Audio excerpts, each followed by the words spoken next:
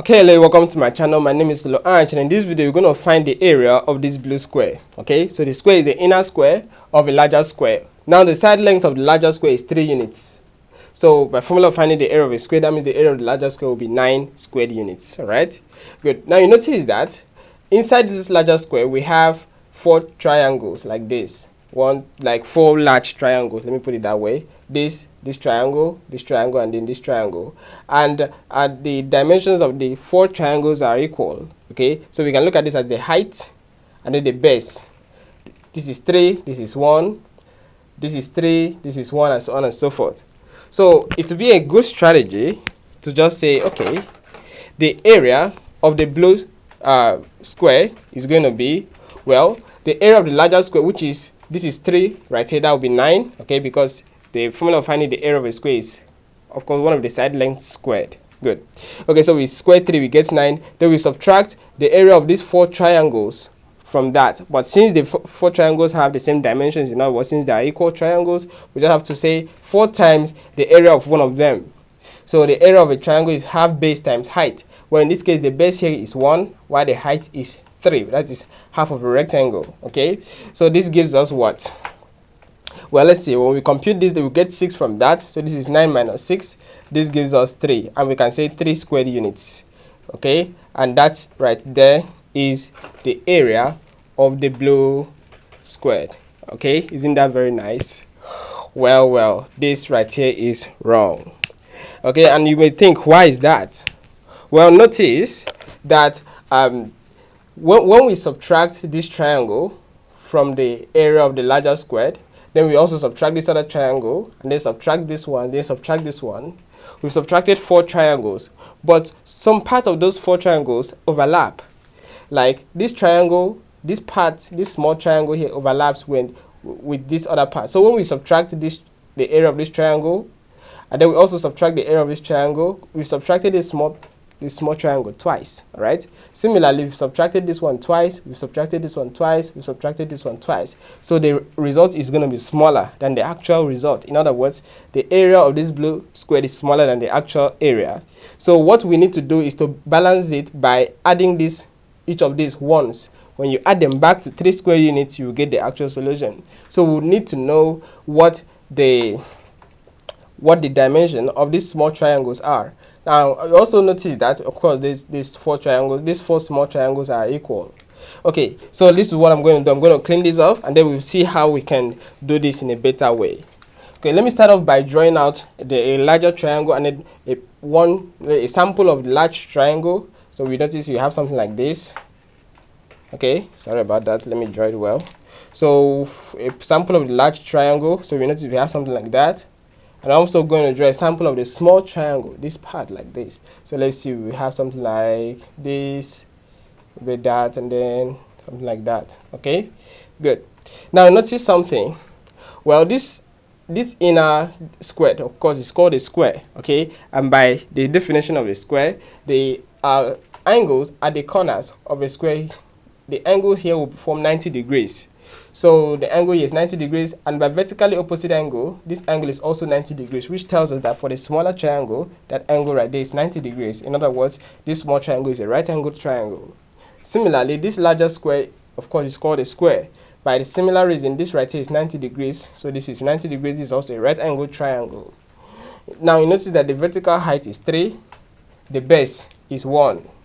Good. So we can easily find the length of this hypotenuse side using the Pythagoras rule. When we do that, we're going to get, well, square root of 3 squared is 9 plus 1 squared is 1. So 9 plus 1 is 10. Good. So that gives us square root of 10 using the Pythagoras rule. Okay, so for the small triangle, well, this part is given, which is the hypotenuse side. That is the side opposite 90 degrees. So we need to know what the base of this small triangle is. Maybe let's call that base B, and then what the vertical height of the small triangle is, let's call that little h. So we need to determine each of those. Well, you notice that these two are triangles, the larger triangle here, which I've drawn out here, and then these small triangles are similar triangles. And by that, we'll do this. Well, notice these are similar triangles, and that would mean that the ratio of their corresponding sides are equal. So this is what we're going to do. Well, using that fact that they are similar triangles, that will mean that the ratio of the hypotenuse sides will be equal. So I'm going to start off with 1. So that will mean that 1 over 10. Okay, let me draw this out here.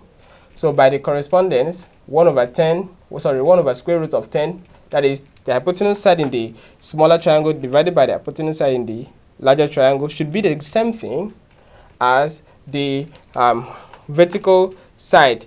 That is the length of the vertical side in the small triangle divided by the length of the vertical side in the larger triangle. Good. And that ratio should still be the same thing as the ratio of the base of the small triangle to the base of the larger triangle. That will be to b over 1. So here we have a complex equality. Okay, there's a complex equation, and we can split it so that we can get the height of the small triangle and the little b, which denotes the base of the little triangle. So let's see what we can do. Well, here we notice that 1 over square root of 10, okay, is h over 3.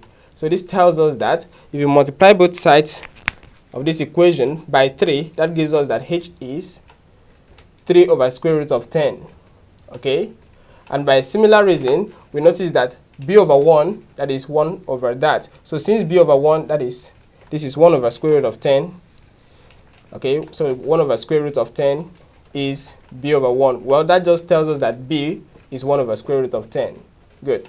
So with that, we are able to get the base and then the height of the small triangle.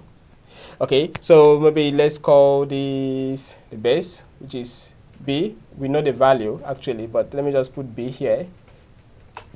And then let's call this h, which is the height of the small triangle.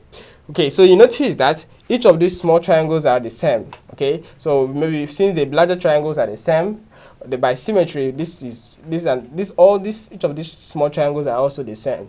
So what that tells us is that the height of this small triangle here will be the length of this other small triangle here. That is from here to here is the same thing as from here to here as well, and then from here to here. While the base, this b, is something for each of these. So what that tells us is that, well, this is what we can know, or this is what we can take away. Well, notice that this right here, let me put that in red.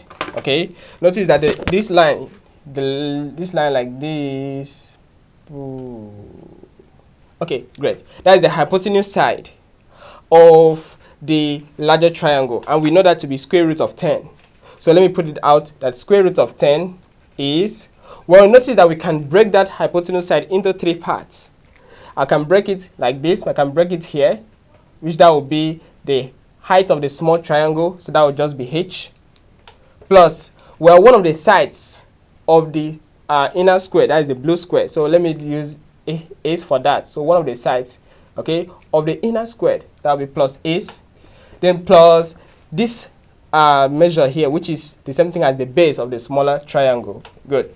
Okay, so we know the height, we know the base, we are left to solve for this. And the interesting thing is that once we know the side length of once we know the length of one of the sides of a square, we know the area. Isn't that very nice? So this is square root of 10.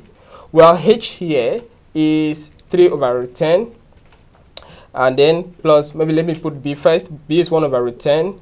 And then plus ace. Good. So you notice we add these two together, we're going to get 4 over square root of 10. And then maybe subtract that. So that will mean that ace is going to be square root of 10 minus 4 divided by the square root of 10. So we're going to solve for ace right here. Well, this is going to be, let's see, maybe I can multiply top and bottom by square root of 10. That will leave us with square root of 10 at the bottom. But at the top, we'll be left with 10 minus 4, which is just 6. So that is ace right there.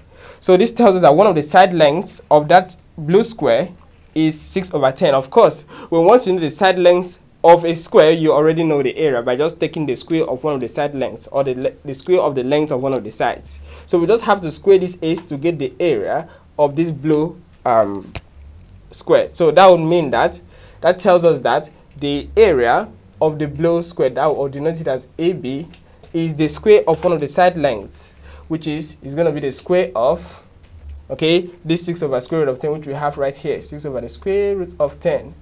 But what is this equal to? Well, 6 squared is 36. So let me just put down 36. Divided by 10 squared is 10. Sorry, square root of 10 squared is just 10, right? So 36 divided by 10, that gives us 3.6 square units. So this right here is the result. Okay, so yes, this is possible, okay, even when a lot of people say it's too vague. Okay, anyway, thanks for watching. Please share the video with your friends, okay, and of course we'll continue from our next video.